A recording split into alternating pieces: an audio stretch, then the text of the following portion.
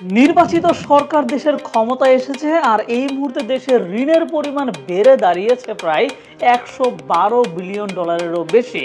শেখ হাসিনা যখন ক্ষমতাচ্যুত হন তখন বাংলাদেশের ঋণের পরিমাণ ছিল প্রায় 103 বিলিয়ন ডলার। মানে গত 2 বছরেরও কম সময়ে দেশের ঋণ বেড়েছে 10 বিলিয়ন ডলারের মতো। কিভাবে বাড়লো? তার চেয়ে বড় কথা, এই পুরো ঋণের চাপ গিয়ে পড়বে কিন্তু নতুন সরকারের উপর। ঠিক যেমনটা হাসিনা আমলের 103 বিলিয়ন ডলার ঋণের চাপ নিয়ে শুরু করেছিল অন্তর্বর্তী সরকার।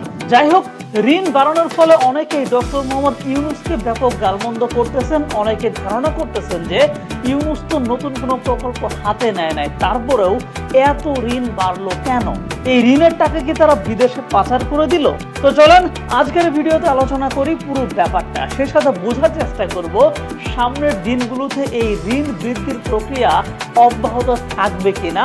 সেইটা খেয়াল করে দেখেন, গত 1.5 বছরে আমরা আমাদের বাক স্বাধীনতার সর্বোচ্চটা ব্যবহার করেছি। ইউনূস সরকারকে নানান সমালোচনা করেছি। বৈশ্বিকভাবে একজন সম্মানিত ব্যক্তির আমরা 14 গোষ্ঠী উদ্ধার করে ফেলেছি। আবার নানান জায়গায় ইউনূস সরকার কিন্তু ব্যর্থ হয়েছে। কিন্তু একটা বার চিন্তা করে দেখেন যে অভ্যুত্থান পরবর্তী সময়ে দেশের যে টালমাটাল অবস্থা ছিল, যেভাবে ভারতীয় মিডিয়া আমাদের এই অভ্যুত্থানটাকে ভিন্নভাবে ব্যাখ্যা করছিল, সেই রকম অবস্থায় পুরো বিশ্বের কাছে দেশের এবং অভ্যুত্থানের ইমেজ ঠিক রাখার জন্য ডক্টর মোহাম্মদ ইউনূস ছাড়া আর কে ছিল আমাদের? ইউনূস সরকারের নানান সমালোচনা আপনি করতেই পারেন, নানান ব্যর্থতা আপনি দেখাতেই পারেন, কিন্তু প্রতিবেশীর সাথে নিজের স্বার্থ বজায় রেখে কিভাবে মাথা উঁচু করে কথা বলতে হয় সেইটা মোহাম্মদ ইউনূস আমাদেরকে দেখিয়ে গিয়েছেন। মুদ্রাস্ফীতি যেভাবে বাড়তে শুরু করেছিল সেটা ওখানেই আটকে রেখেছিলেন। ধ্বংস হয়ে যাওয়া ব্যাংকগুলোকে ধ্বংসের হাত থেকে বাঁচাইছেন, যেগুলো না করা হলে হয়তো দেশে একটা দুর্ভিক্ষ লেগে যেতে পারত। আর যেসব ক্ষেত্রে ইউনূস সরকার ব্যর্থ হয়েছে সেসব জায়গায় ব্যর্থ হয়েছে মূলত আমাদের জন্যই। কারণ আমরা গত 1.5 বছরে ইউনূস সরকারকে প্রায় 200টির মতো আন্দোলন উপহার দিয়েছে। সরকারের যে কোনো সিদ্ধান্তের বিরোধিতা করে রাজনৈতিক চাপ প্রয়োগ করেছে, প্রশাসনের মধ্যে অসহযোগিতা করেছি, মিডিয়া ট্রায়াল দিয়েছি, আরো কত কি। একটা সরকার কখনোই একা একা সফল হতে পারে না। প্রশাসন এবং বিভিন্ন বাহিনীর সর্বোচ্চ সহায়তা তার দরকার হয়। দেশের রাজনৈতিক দলগুলোরও সহায়তার দরকার হয়, যেসব জায়গায় পিছিয়ে ছিল ইউনূস সরকার। তো এত কিছুর পরেও দেশটা ভিন্নভাবে বহির্বিশ্বে পরিচিত হয় নাই। দেশের অর্থনীতিটা দাঁড়িয়েছিল এবং সময় মতো একটা নির্বাচনও হয়েছে। সো এইসবের জন্য ইউনূস সরকার কিন্তু অ্যাটলিস্ট একটা ধন্যবাদ ডিজার্ভ করে। যাই হোক, চলুন মূল আলোচনায় ঢোকে, মানে বাংলাদেশের ঋণের হিসাবে ঢোকে। খেয়াল করেন, 2006 সালে যখন বিএনপি সরকার ক্ষমতা ছাড়ে তখন বাংলাদেশের বৈদেশিক ঋণ ছিল 19 বিলিয়ন ডলারের কিছুটা কম। এরপর প্রায় 2 বছরের তত্ত্বাবধায়ক সরকারের শাসনামলে তা বেড়ে 22 বিলিয়ন ডলার হয়। মানে 2009 সালে যখন আওয়ামী লীগ তার শাসন ক্ষমতা শুরু করে তখন বাংলাদেশের ঋণের পরিমাণ ছিল 22 বিলিয়ন ডলারের মতো। সেই আওয়ামী আমল যখন শেষ হলো, মানে 2024 সালের আগস্ট মাস, তখন দেশের ঋণের পরিমাণ গিয়ে দাঁড়ায় 103 বিলিয়ন ডলার। মানে আওয়ামী আমলের 15.5 বছরে দেশের ঋণ বেড়েছে প্রায় 82 বিলিয়ন ডলার। বছরের ভিত্তিক হিসাব করলে প্রতি বছর প্রায় 5 বিলিয়ন ডলার করে নতুন ঋণ করেছিল শেখ হাসিনা। আর ইউনূস সরকারও সেই ধারা অব্যাহত রেখেছেন। গত 2 বছরেরও কম সময়ে তিনিও প্রায় 10 বিলিয়ন ডলার ঋণ করে ফেলেছেন। তো চলেন এই বিশাল ঋণের বাস্তবতাটা দেখি। দেখেন, বাংলাদেশের রপ্তানির তুলনায় আমদানি কিন্তু বেশি। সাম্প্রতিক সময়ের হিসাব মতে আমাদের রপ্তানি এবং আমদানির মধ্যে বাণিজ্য ঘাটতি থেকে যায় মোটামুটি 20 বিলিয়ন ডলারের আশেপাশে। আর আমাদের এই ঘাটতি পূরণ করে দেয় আমাদের প্রবাসী ভাইদের পাঠানোর রেমিটেন্স। মানে কাগজে কলমে আমাদের বেসিক চাহিদা পূরণে আমরা কিন্তু মোটামুটি স্বয়ংসম্পূর্ণ, কিন্তু আমাদের উদ্বৃত্ত নাই, যে কারণে দেশের অবকাঠামোগত উন্নয়নের জন্য আমাদেরকে ঋণ করতে হয়। বিগত সময়ের সরকারগুলো ঋণ করেছে এই অবকাঠামোগত উন্নয়নের জন্য, মানে রাস্তাঘাট, ব্রিজ, ফ্লাইওভার, বন্দর, বিদ্যুৎ কেন্দ্র ইত্যাদি নির্মাণের জন্য। কিন্তু সেই উন্নয়ন প্রকল্পের অনেকগুলোই ছিল অপরিকল্পিত এবং অদূরদর্শী। সরকার এসব উন্নয়ন প্রকল্প হাতে নিত 3টা চিন্তা মাথায় রেখে। প্রথমত, দেশের মানুষের উপকার হবে, যোগাযোগ স্মুথ হবে। দ্বিতীয়ত, দেশ বিদেশের মানুষের কাছে উন্নয়নের গল্প বলা যাবে। তৃতীয়ত, এই উন্নয়ন প্রকল্প থেকে বিপুল পরিমাণ অর্থ দুর্নীতি করা যাবে। এই যে হাসিনা আমলের প্রায় 82 বিলিয়ন ডলার ঋণ, এই টাকার বেশিরভাগই নেওয়া হয় দেশের মেগা প্রকল্পগুলো বাস্তবায়নের জন্য। দেশব্যাপী গত 15 বছরে প্রয়োজনীয় অপ্রয়োজনীয় এরকম অসংখ্য মেগা প্রকল্প হাতে নেওয়া হয়েছে, যেগুলো কয়েকটা আমি উল্লেখ করছি, যেমন পদ্মা সেতু, পদ্মা রেল সেতু, যমুনা রেল সেতু, Dhaka elevated expressway, Dhaka bypass expressway, Ashulia elevated expressway, Dhaka metro rail, বিমানবন্দরের 3rd terminal, Dhaka Rangpur Asian highway, Dhaka Mawa highway, Dhaka Tangail মহাসড়ক, কর্ণফুলী টানেল, অসংখ্য ব্রিজ, ফ্লাইওভার, রূপপুর পারমাণবিক বিদ্যুৎ কেন্দ্র, বেশ কিছু সমুদ্র বন্দর ইত্যাদি। তো এগুলোর মধ্যে বেশ কিছু প্রকল্প আছে খুবই উপকারী, আবার কিছু প্রকল্প খরচ বিবেচনায় কোনোভাবেই উপকারী না। আর এসব প্রকল্পের জন্য গত 16 বছরে 82 বিলিয়ন ডলার ঋণ নিয়েছিল শেখ হাসিনা। কিন্তু আপনার কি মনে হচ্ছে যে এই প্রকল্পগুলো বাস্তবায়নের জন্য যত টাকা দরকার ছিল সবটাই শেখ হাসিনা নিয়ে ফেলেছিল? না, কারণ বৈদেশিক ঋণের বা সরকারি প্রকল্পের ঋণের একটা সিস্টেম আছে। এখানে যেই কাজের জন্য ঋণ চুক্তি করা হয় সেই কাজের অগ্রগতির সাথে ধাপে ধাপে সেই ঋণের অর্থ ছাড়া হয়। মনে করেন আপনি 10টি প্রকল্পের জন্য 100 বিলিয়ন ডলারের ঋণ চুক্তি করলেন 5টি প্রতিষ্ঠানের সাথে, মানে আপনি 100 বিলিয়নের চুক্তি করে ফেলেছেন। এবার কাজের অগ্রগতির সাথে সাথে কখনো 5 বিলিয়ন ডলার, কখনো 10 বিলিয়ন ডলার এইভাবে অর্থ ছাড়া হবে। আর এভাবেই হাসিনা 82 বিলিয়ন ডলার পর্যন্ত কিন্তু ঋণ ছাড়াতে পেরেছিল। কিন্তু প্রকল্পগুলো তো এখনো শেষ হয় নাই, মানে শেষ না হওয়া প্রকল্পগুলোর ঋণের টাকা এখনো পুরোপুরি দেশে ঢুকে নাই, চুক্তি হয়ে আছে। কাজ আগানোর সাথে সাথে সেই টাকাগুলো দেশে ঢুকবে আর মোট ঋণের পরিমাণ বাড়তে থাকবে, যেভাবে ইউনূস সরকারের আমলেও কিন্তু ঢুকেছিল।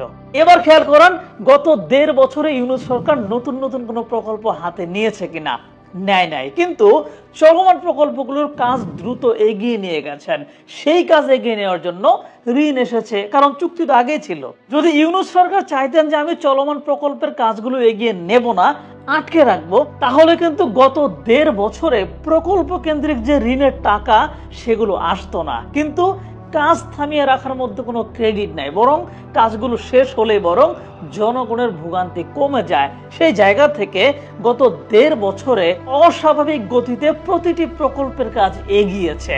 যমুনা রেল সেতুর কাজ শেষ হয়ে গেছে, ভাঙা যশোরের নতুন রেল প্রকল্পের কাজ শেষ হয়ে গেছে, Ashulia elevated expressway, Dhaka Rangpur highway, metro রেলের 1 নম্বর এবং 5 নম্বর লাইনের কাজ, ঢাকা এলিভেটেড এক্সপ্রেসওয়ের কাজ ইত্যাদিতে ব্যাপক অগ্রগতি হয়েছে।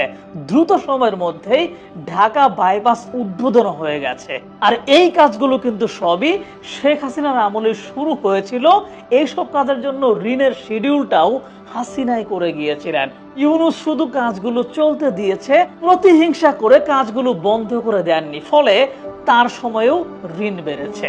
আর যেসব প্রকল্প এখনো শেষ হয় নাই সেসব প্রকল্পের জন্য আরো প্রায় 45 বিলিয়ন ডলার ঋণ পাইপলাইনে আছে, যেগুলো আগে চুক্তি করে গিয়েছিলেন শেখ হাসিনা। সামনে সরকারের উপর সেই নতুন ঋণগুলো কিন্তু চলে আসবে। তার মানে এখনো যে দেশে ঋণ ঢুকতেছে এগুলো হাসিনা আমলের চুক্তির ফলেই, হাসিনা আমলের চালু করে যাওয়া কাজের ফলেই। তো আপনি আসলে ঋণ বৃদ্ধির জন্য ইউনূস সরকারকে তখনই দোষ দিতে পারতেন যদি ইউনূস নিজে বড় কোনো ঋণ চুক্তি করে যায়, তো কিংবা বড় কোনো প্রকল্প শুরু করত, কিন্তু সেটা তিনি করেন নাই। সেই সাথে আরো কিছু কারণে ঋণ বেড়েছে। দেখেন, দরিদ্র এবং উন্নয়নশীল দেশগুলোতে যখন উন্নত বিশ্ব ঋণ দেয় তখন একটা সময় বেঁধে দেয় যে এত সময় পর থেকে এই ঋণের কিস্তি শুরু হবে, আর সরকার ওই সময়ের মধ্যে 2-1টা প্রকল্প বাস্তবায়ন করে ফেলে, সেই প্রকল্পের রাজস্ব থেকে ঋণ পরিশোধের প্ল্যান করে। কিন্তু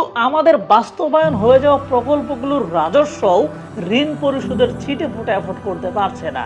আপনাদের মনে থাকার কথা, হাসিনা আমলের শেষ দিকে এরকম বেশ কিছু ঋণের কিস্তি শুরু হয়ে গিয়েছিল, আর সেসব কিস্তি পরিশোধের জন্য হাসিনা আমাদের রিজার্ভের টাকা খরচ করতে থাকে এবং আমাদের রিজার্ভ কমতে শুরু করে। সেই সাথে ঋণের কিস্তি প্রদানের জন্য আইএমএফ থেকে নতুন করে ঋণের পথেও হাঁটে হাসিনা সরকার। সেই ঋণের প্রথম চালান কিন্তু তারা পেয়েও যায়। আর হাসিনার পর সেই ঋণ পরিশোধের চাপ আসে ইউনূস সরকারের উপর। নতুন করে কয়েকটি ঋণের কিস্তিও শুরু হয় গত কয়েক বছরে। আর সেই কিস্তির টাকা পরিশোধ করতে ইউনূস সরকার দেশের প্রবাসীদের পাঠানো রেমিটেন্স এবং আইএমএফ থেকে প্রাপ্ত ঋণটাকেই ব্যবহার করেছে। মানে দেশের অবস্থা এমন হয়ে গেছে যে উন্নয়নের জন্য এমন পরিমাণ ঋণ করা হয়েছে, সেই ঋণের টাকা পরিশোধ করার জন্য নতুন করে ঋণ করতে হচ্ছে। কারণ ঋণ পরিশোধের সময় চলে এসেছে, কিন্তু প্রকল্পগুলো এখনো শেষ হয় নাই। যেগুলো শেষ হয়েছে সেগুলো থেকেও পর্যাপ্ত রাজস্ব আসছে না। তো অর্থনীতিবিদরা কিন্তু হাসিনা আমলে একাধিকবার বলেছিলেন যে এই পরিমাণ ঋণ করে মেগা প্রকল্পগুলো বাস্তবায়ন করা হচ্ছে, সেই প্রকল্প থেকে প্রাপ্ত রাজস্ব দিয়ে সেই ঋণ পরিশোধ করা সম্ভব হবে না। শুধু শুধু ঋণের বোঝা বাড়বে এবং হচ্ছেও কিন্তু তাই। হ্যাঁ, জনগণ সুবিধা পাচ্ছে, কিন্তু অতিরিক্ত ঋণের ফলে দেশের মুদ্রাস্ফীতি বেড়ে যাচ্ছে, দ্রব্যমূল্য বাড়তেছে। এসবের ফলে আবার বিপদেও পড়তেছে ওই জনগণই। বলা হয়েছিল যে পদ্মা রেল সেতু থেকে আয় হবে 1400 কোটি টাকা, বাট বাস্তব হয়েছে মাত্র 26 কোটি টাকা। আবার পদ্মা সেতুর ফলে দেশের জিডিপি 2% বেড়ে যাবে বলে বলা হয়েছিল, কিন্তু সেটাও বাস্তবে হয় নাই। রাজস্ব বাড়ে নাই, কিন্তু ঋণ বেড়েছে। শুধু দৃশ্যমান উন্নয়নটাই হয়েছে। বরং ইউনূস সরকার গত 1.5 বছরে রাজস্ব বৃদ্ধির জন্য চেষ্টা করেছিল, দুই একটা জায়গায় সফল হয়েছে। যেমন বিমান পরিবহন খাত গত বছর সর্বোচ্চ মুনাফা করে। দেশের রেমিটেন্সের প্রবাহ গত বছর রেকর্ড $30 বিলিয়ন পর্যন্ত পৌঁছে যায়। চট্টগ্রাম বন্দরও গত বছর সর্বোচ্চ মুনাফা অর্জন করে, কিন্তু নানান আন্দোলন, দাবি দেওয়া, সরকারকে অসহযোগিতা ইত্যাদির কারণে অন্য সব জায়গায় সরকার আয় বাড়াতে ব্যর্থ হয়। এসব নানান ঝামেলায় পড়ে পোশাকের রপ্তানি কমে যায়, বাণিজ্য ঘাটতি বেড়ে যায় ইত্যাদি। আর এত কিছুর পরেও কোন রকম ব্লান্ডার না করে বরং ইউনূস সরকার রিজার্ভের পরিমাণটা ডাবল করে রেখে গেছেন। তার মানে আশা করি বুঝতে পারছেন যে ইউনূস সরকারের সময় আসলে কেন ঋণ বেড়েছিল। আর ঠিক ওইসব কারণে আগামী কয়েক বছরে বিএনপি সরকারের আমলেও কিন্তু ঋণ বাড়বে। কারণ হাসিনা আমলে শিডিউল হয়ে থাকা আরো $45 বিলিয়ন ঋণ আসবে, আর নতুন করে কিছু ঋণের পরিশোধের পিরিয়ডও শুরু হয়ে যাবে। তবে হ্যাঁ, বিএনপি চাইলে এই $45 বিলিয়ন ঋণটা আটকে দিতে পারেন। কিভাবে?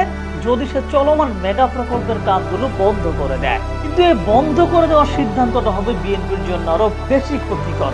কারণ ইতিমধ্যেই অনেক প্রকল্পের 80 থেকে 90% কাজ শেষ হয়ে গেছে। তার মানে বিপুল পরিমাণ অর্থ এখানে বিনিয়োগ হয়ে গেছে, যেই টাকাগুলোর কিস্তি কিন্তু পরিশোধ করতেই হবে। কিন্তু প্রকল্প শেষ না হলে সেই পুরো অর্থটাই অপচয় হয়ে যাবে, যেটা কোনোভাবেই ভালো কিছু বয়ে আনবে না। তাই বিএনপিকে ঠিকঠাক টিকে থাকতে হলে সরকারের আয় বাড়াতে হবে, যাতে ঋণ পরিশোধ করাটা সহজ হয়। ইউনূস সরকার যেমন বেশ কিছু প্রবাসী বান্ধব উদ্যোগ নিয়ে দেশের রেমিটেন্স প্রবাহ বৃদ্ধি করেছিল, সেই রকম ভাবে আরো কিছু চমৎকার কাজ রেমিটেন্স প্রবাহের জন্য করতে হবে। বিভিন্ন সূত্র বিশ্লেষণ করলে দেখা যায় যে বাংলাদেশের প্রবাসীরা বিদেশের মাটিতে বছরের প্রায় $40 বিলিয়ন উপরে আয় করে, কিন্তু এর অর্ধেকই আসে অবৈধ হুন্ডির মাধ্যমে। ফলে দেশের রেমিটেন্স আসে বছরে $20 থেকে $25 বিলিয়ন। গত 1.5 বছরে এই মাত্রা কিছুটা কমে যাওয়ায় রেকর্ড $30 বিলিয়ন রেমিটেন্স এসেছিল। এইটা আরো বৃদ্ধি করা সম্ভব এবং বৃদ্ধি করে এটা 40 থেকে 45 বিলিয়নে নিয়ে যাওয়া পসিবল। এই জায়গায় বিএনপিকে কাজ করতে হবে, নইলে ঋণের বিশাল চ্যালেঞ্জে পড়তে হবে তাকে। আবার এই বিশাল ঋণ বিএনপিকে আরেকটা বিশাল চ্যালেঞ্জ ছুড়ে দেয়, তা হলো নিজেদের চিহ্ন রেখে যাওয়ার মতো কোনো মেগা প্রকল্প বিএনপি সহজে নিতে পারবে না, যদি না চলমান ঋণগুলো পরিশোধের উদাহরণ তারা সেট করতে পারে। আবার নিজেদের ক্ষমতার চিহ্ন রেখে যাওয়ার জন্য কিন্তু ভালো কিছু প্রকল্প হাতে নেওয়াটাও তার জন্য জরুরি। কিন্তু মেগা প্রকল্প হাতে নিতে গেলে ঋণ লাগবে, আর ঋণ পাওয়ার শর্ত হচ্ছে আগের ঋণ ঠিকঠাক পরিশোধ করতে পেরেছো কিনা সেটা। আর সেই জায়গাতে বিএনপির কিন্তু আয় বৃদ্ধি করতে হবে এবং ঋণগুলো ঠিকঠাক পরিশোধ করতে হবে, তারপর নিজেদের চিহ্ন রাখার জন্য নতুন প্রকল্প। তবে এই জায়গায় ঋণের পথে না গিয়ে লাভজনক প্রকল্পগুলোর জন্য বিএনপি কিন্তু এফডিআই বা ফরেন ডিরেক্ট ইনভেস্টমেন্টের দিকেও যেতে পারে। এতে করে কি হবে, বিদেশিরাই প্রকল্প বাস্তবায়ন করে দিয়ে যাবে, বিদেশিরা এখান থেকে লাভ উঠিয়ে নিয়ে যাবে, দিন শেষে অবকাঠামোটা আমাদের হয়ে যাবে। সেক্ষেত্রে ঋণের চাপেও পড়বে না বিএনপি, বরং দেশের উন্নয়নটা ঠিকই হবে।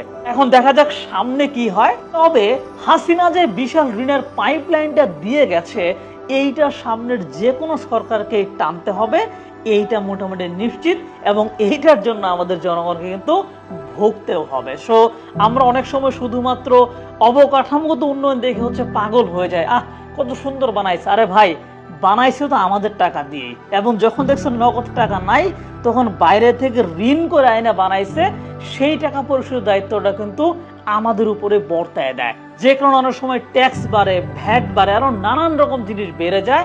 আলটিমেটলি জনগণের টাকা দিয়ে উন্নয়ন হয়, এই উন্নয়ন কাজের তদারকি করে হচ্ছে সরকার। সো সরকার জনগণের তদারক। আমরা অনেক সময় ভাবি যে ওরাই আমাদের সবকিছু, এটা করে দিছে বলে বিশাল কিছু। আর না ভাই, আমার টাকা দিয়ে আমার উন্নয়ন করছে। সো এত এরকম ভাবার কোনো দরকার নেই।